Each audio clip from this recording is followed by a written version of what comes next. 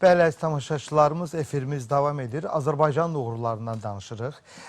Azərbaycanın uğurları davam edir. Daha dəqiq desəm, Azərbaycan gənclərinin uğurları davam edir. Ta okeanın o tayından çox böyük uğurla qayıdıb gəliblər, əziz tamaşaçılar. Belə ki, bu günlərdə Amerika Birləşmiş Ştatlarında NASA'nın First Robotics Composition müsabiqəsinin belə deyək, iştirakçıları bugün qısa bir heyətlə desək yanılmarıq. Çünki çox böyük bir heyətlə olublar. Amma proqramımızda bir neçə nəfər bugün burada iştirak edir. Mən çox böyük məmnuniyyətlə istərdim salamlayım layihə rəhbəri Tərənə xanım Nəbiyeva və bu gözəl gənc iştirakçılarımızı. Sabahınız xeyir olsun Tərənə xanım, xoş gəlmisiniz. Sizi salamlayırıq və təbii ki, həmin o müsabiqənin qəhrəmanları, bizim dəyərli gənclərimizi də təqdim etmək istəyirəm. Dizayn komandasının kapitanı İbrahim Allahverdiyev bizim qonağımızdır. Sabahın xeyir olsun İbrahim, xoş gəlmisən.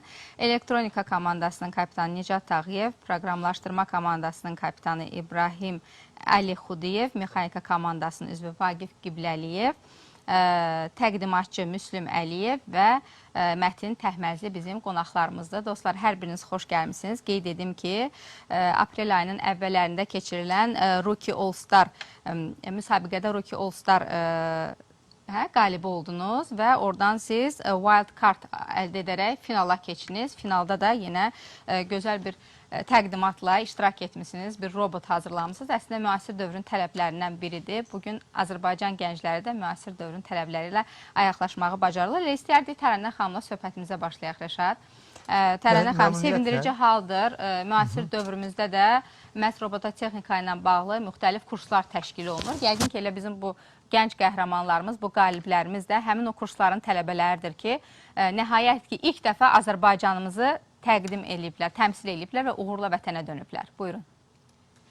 Sabahınız xeyir olsun. Çox sağ olun bizi və komandamızı burada qarşıladığınız üçün. Bəli, bizim üçün çox sevindirici bir haldır bu yaşadıqlarımız. İlk belə bir müsabiqənin ölkə üzrə ilk iştirakçıları olmaq əlbəttə ki, çox fəxr verici bir hissdir. Amma əlbəttə bu iştirakçı olmamışdan əvvəl sizin də vurğuladığınız kimi robototexnika artıq dünyada, Amerikada belə deyək, 50 ildən çoxdur ki, nüfuzunu sürdürən bir elm sahəsidir, yəni STEM elmi və son zamanlar Azərbaycanda da STEM elmi yayılmağa başlayıbdır və Təhsil Nazirliyimiz də STEM elminin yayılması ilə bağlı bir çox layihələr həyata keçirir. Nəinki Bakıda, bir çox rayon və kəndlərimizdə də STEM elmi yayılmağa başlayır. Biz də bu STEM elmini tədris edən müəssisələrdən biriyik.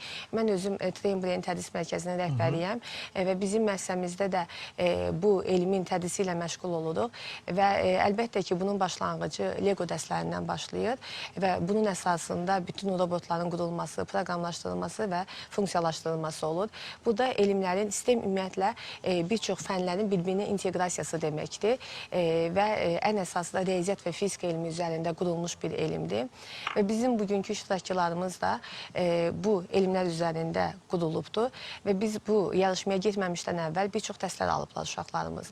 3D Fusion dərsləri, mexanika dərsləri, elektronika dərsləri, proqramlaşdırma dərsləri, bu robot hissəsidir. Amma bu yarışmanın ən mühüm cəhətlərindən biri odur ki, texniki tərəfi ilə yanaşı qeyri-texniki tərəfi də var. Qeyri-texniki tərəfi... Nələrdir onlar, qeyri-texniki tərəflər? Biznes planının hazırlanması, təqdimat hazırlanması, Promotion'a aiddir da bunlar. Bəli, layihənin büdcələşdirilməsi, sponsorlara məktubların yazılması, bu layihənin onlar üçün, ölkə üçün əhəmiyyətini kəsb edilməsi. Önəmli cəhətlərdir bunlar. Çox, bəli.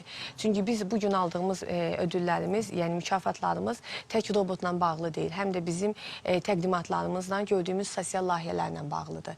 Yəni, burada həm müəyyən aldığımız elmlər də, texniki elmlər də biz robotumuzu funksiyalaşdırdıqsa, qeyri-texniki elmlərlə də, yəni bunun maliyyə tərəfi olsun, təqdimat tərəfi olsun, biz bunun yayılmasında, təqdimat olunmasında rol oynuduq. Məncə bu uşaqların həvəsi öz yerində, amma son zamanlar bu sahəyə Azərbaycanın geniş diqqət ayırması, elə keçən il Texnofestin Azərbaycanda keçirilməsi məncə bu uşaqların zəhmətinə biraz da təkan verib. Gəlin elə uşaqlar demişkən, Rəşad, uşaqlarla söhbətimizə başlayaq. Qeyd edək ki, bəli, 600-dən çox komanda arasında 300 min nəfər iştirakçının arasından qalib olmaq həqiqətən də qürur vericidir. Elə istəyərdim dizayn komandasının kapitanı İbrahim Allahverdiyev ilə söhbətə başlayaq. Buyur, sən bax neçə ildir bu kurslara yazılmışdın və təbii ki, bütün bu gördüyün işlər, öyrəndiklərini tətbiq etmək sənin üçün də vacib idi. Belə bir müsabiqədə Azərbaycanı təmsil etmək də böyük məsuliyyət idi. Necə yaşadın bax sən o anları? İstəyərdim bizimlə bölüşəsən. Salam, mən İbrahim Allahverdiyev. Mekak Dizayn və İdeyalar komandasının kapitanıyam. FRC dünyanın hər bir tərəfindən ölkələrinin gənclərini STEM sahəsində bacarıqlarını təmsil etməyə imkan yaradan bir yarışmadır. Biz də New York City regionalında Rookie All-Star Award'unu qazanıb, dünya çempionatına wildcard vəsiqəsi qazandıq. Biz Azərbaycandan ilk komanda olmağımıza baxmayaraq, dünya çempionlarına Amerikada qarşı yarışdıq və Azərbaycanın qüdrətini göstərib qalib olduq. Kifayət qədər ciddi rəqibləriniz olub, dostlar, bu sahədə. Orada 20-30 il yarışan komandalar var. Amma bu Azərbaycanın FRC-də ilk ili idi. Onların fikri nə idi? Siz bizim fəxrimizsiniz, həqiqətən də. Dostlar, necə hazırlaşdınız? İstəyərdim bir balaca bundan. Çünki bu komanda şəklində onlar orada iştirak ediblər. Amma onu danışaq Səbinə, amma ondan sonra mütləq bu cavabı istəyəcəyim.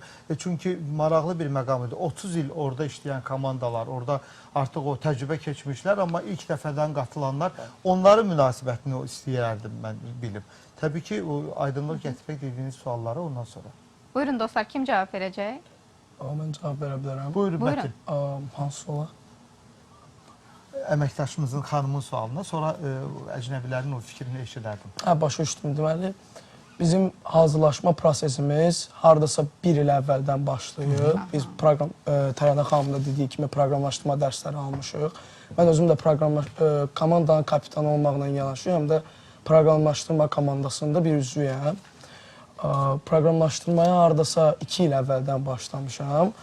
Biz də türk müəllimlərdən proqramlaşdırma dərsləri almışıq.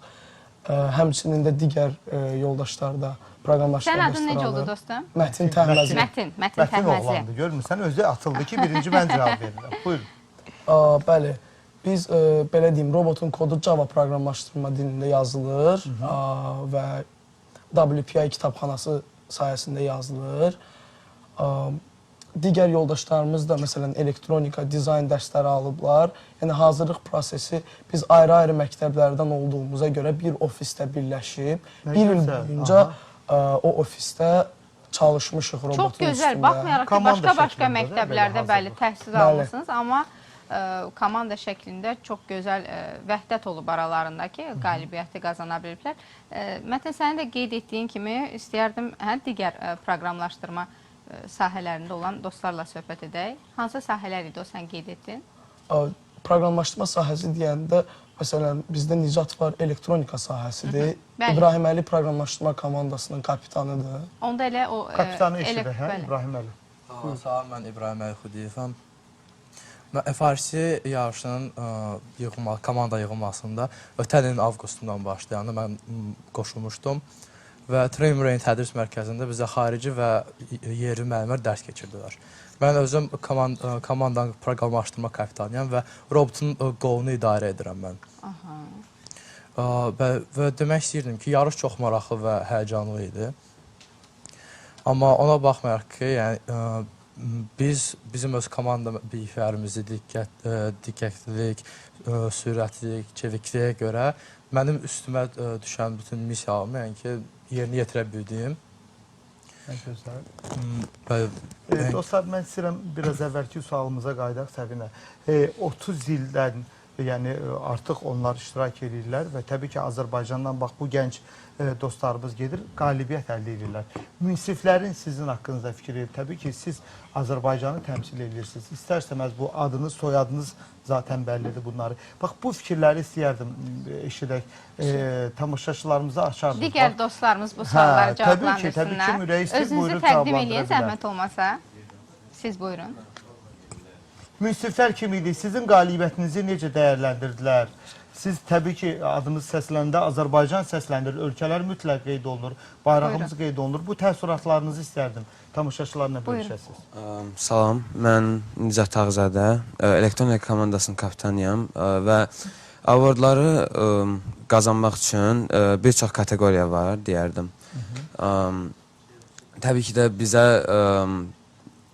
caclar gəlirlər və suallar verirlər layihəmiz haqqında və necə robotu qurmuşuq, robot haqqında və robotu yarışa başlamadan öncə inspeksiyadan keçirməliyik ki, robot bu kateqoriyalardan keçir. Ondan sonra artıq yarışmaya hazır oluruq və yarışmadan necə yarışdıq, robotumuzun performansı və necə təqdimat etdik, bunların hamısı təbii ki də qalibiyyətimizə bir köməyi oldu, bəli, səbəb idi. Çox gözəl. Dostum, səninlə davam edək. Sizin orada vəzifəniz nə idi? Siz robotun hansı hissəsini idarə edirdiniz və yaxud da ki, siz, bəli, özünüzü təqdim edin. Salam, mən Müslüm Əliyevəm. MK komandasının həm mexaniki, həm də prezenteriyəm. Mən indi bizim komandamızın gördüyü işin çox vacib hissəsi olan sosial layihələr haqqında danışmaq istəyirəm. Bu sosial layihələr və proyektlər FRC üçün çox vacibdir və bu robotexnikadan görülən xarici bir işdir. Bizim bu sosial layihələri görəndə məqsədimiz o idi ki, Azərbaycandakı robotexnika sahəsini genişləndirək. Çünki robotexnika hər ölkədə böyüyür və gələcəkdə həyatımızın çox böyük bir hissəsi olacaq. Hissəsini əhatə edəcək, çox doğru. Bəli.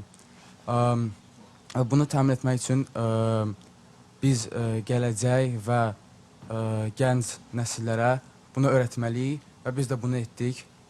Bizim sosial layihələrimizdən biri gənclərə Lego Spike dərsləri öyrətməkdir və bu dərslərdə biz tələbələr, uşaqlar... Lego Spike yəni? Lego Spike. Yəni? Yəni Lego robotları olur, belə bu boydalar. Yəni siz oyuncaq formasında olan Legolardan danışırsınız? Bəli, uşaqlar üçün olan. Uşaqlar bunu tikməyi, hazırlaşmağını, və bir neçə mərkəz də açılıb hal-hazırda, böyük alış-veriş mərkəzlərində, Lego mərkəzləri və biz orada görürük ki, istər kiçik yaşlı qızlar, oğlanlar, yəni buna böyük maraq var. Bir nüansı toxunmaq istəyirəm. O alış-veriş mərkəzlərində açılana Lego Toys-dur. Onun bundan başlanğıcıdır. O başqa bir şeydir. Əlbəttə başlanğıcıdır. Yəni hər şey kiçik yaşına. Lego Spike Education-dur. Bu tamamilə fərqli bir şeydir. Yəni adı sadəcə Legodur. Eyni markadan gəldiyi üçün. Lego Education Lego Toys-dan tamamilə fərqlidir. Lego Education bir elmdir. Universitetlərdə və tədris müəssisələrində keçirilir və bu kompüterdə proqramlaşdırılıb robota tapşırıq verilir. 18 yaşına kimi, bəli, bunu insanlar öyrənirlər. Yəni, əslində sabah sizin qeyd etdiyiniz bütün bu proqramlara, bu müasir dövrün tələblərinə maraq yaranmaq üçün o kiçik legolardan hər şey başlayır. O kiçik robotları məhz o legolarla hazırlayırlar və beləcə gələcəyin bu cür Azərbaycanı təmsil edən gənclərlə həmkarımız söylədiyi kimi məhz uşaq yaşlarından aşılanır. İstəyərdim Vaqiflə davam edək, dostlar. Vaqif də bu komandanın üzvüdür. Qeyd edim ki, mexanika komandasının üzvüdür Vaqif Qibləliyev. Sən necə çıxışını xatırlayırsan? Bax, oradakı o həyəcan, amma bütün buna baxmayaraq uğur əldə etdiniz bir komanda şəklində, Vaqif. Salam, mən Vaqif Qibləliyev, mexanika komandasının üzvüyəm. Orada həyəcan çox həyəcanlıydıq. Finala qədər çıxmışdıq. Çox ilk komandaydıq ki, bir il içində qoşulub və o il içində Houston'a çıxıb finala getmişik, New York'dan qalib gəlib.